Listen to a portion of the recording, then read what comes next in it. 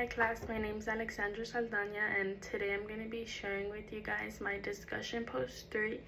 So after I watched the first video, it said define plagiarism, and plagiarism is whenever you take someone else's work or ideas and you pass them off as your own. And the second part to that question was, why is it important to orally cite sources during academic presentation?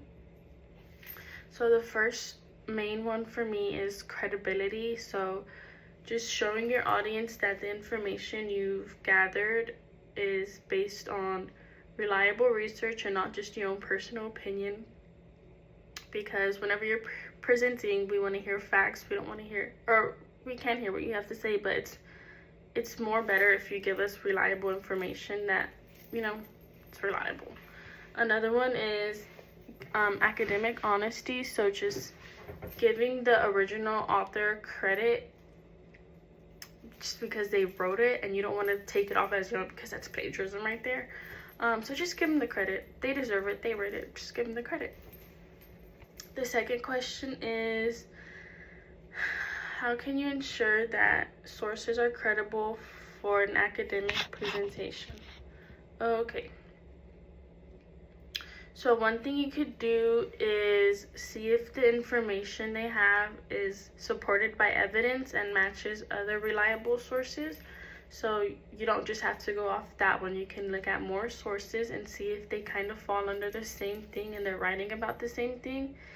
Another one I would do is I would use the most recent information they have, just because I'd rather use one that was written this year than like 20 years ago, because in that time span they could have came up with more research and more information for me to share with you guys. And let's see.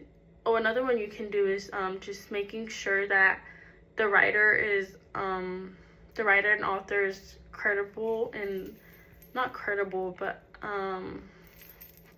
just make sure that the writer's qualified in that area, just so you know that just do a little research on your author, just to make sure that you know that you can trust them with what they're writing. And the last one was define supporting material and at least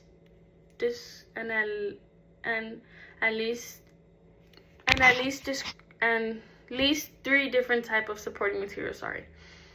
So supporting material is the evidence that you use to back up your points, and it can include examples to clarify your ideas, statistics to prove facts, and like visual aids like charts or images, just to make information easier for us, the audience, to understand. And let's see, I think that was the last one. Yes, it was. Thank you guys for watching my video. Have a nice day.